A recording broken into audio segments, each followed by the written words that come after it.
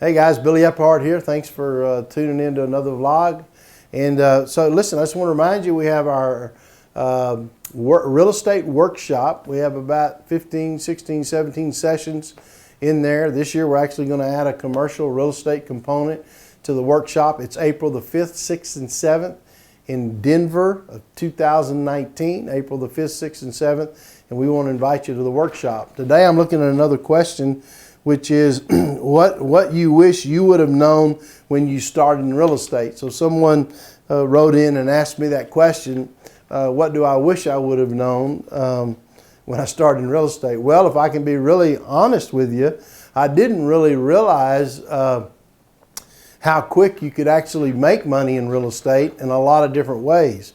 So one of those was I didn't know anything about wholesaling. When I began to buy a lot of homes, and I was looking at a lot of homes at once, I found out in the particular time I was looking, meaning in the season of time that I was looking, that I found out that there were more good opportunities to buy homes than I had money to buy. I didn't realize that. And so I had to have some other investors behind me. So I would go find the good houses and I could wholesale. I could actually wholesale the contract or let them take the contract for me, do what we call assign the contract to them. And I would make like $5,000 for doing that in most cases, sometimes $3,000, sometimes $7,000, depending on the deal.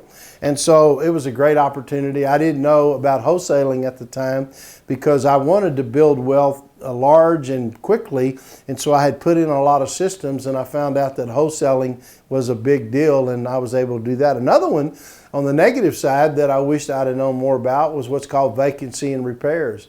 And when I first got started, because what happens is that if you purchase a house or a renter moves out of a house, how quick you can turn that house to another renter is critical.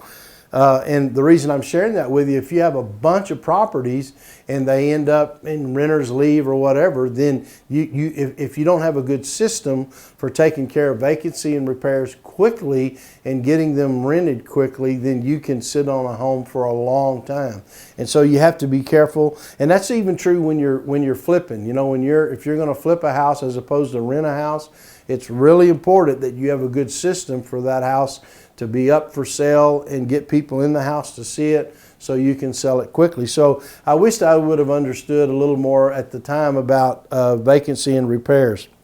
And then another thing that I wished I really understood was how money works. And what I mean by that was when I first got started, I understood that if I could put $10,000 down and buy a $100,000 house, but it took me several years to learn how to really escalate my wealth. And what I mean by that is, you know, there's three kinds of money we teach in the workshop and in the manual. That's money that you work for, that's like job.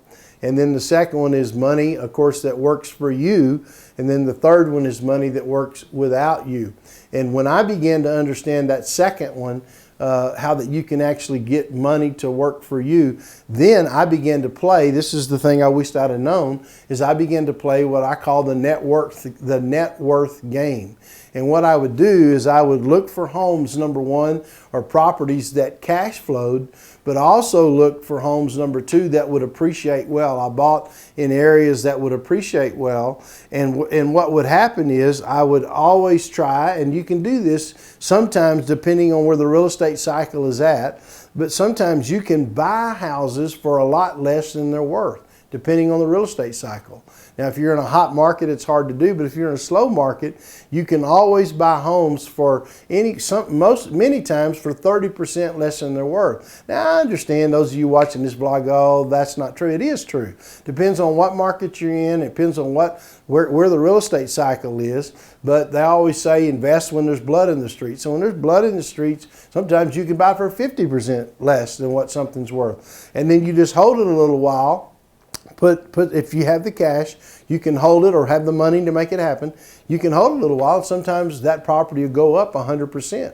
So if you have a $100,000 house that you put $100,000 in and it goes up to 200, now that's not common unless you find it in a really down cycle. But I'm telling you, I made a lot of money doing that. So by paying for less than it's worth. So I call it playing the net worth game.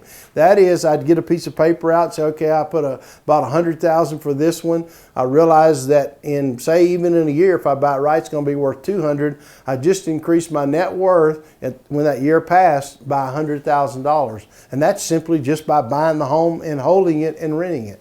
So anyway, I just encourage you that there are things you can discover. Probably the biggest negative was vacancy and repairs. And so this is Billy Ephardt. I'll see you right back here on another vlog. Thanks. Bye-bye.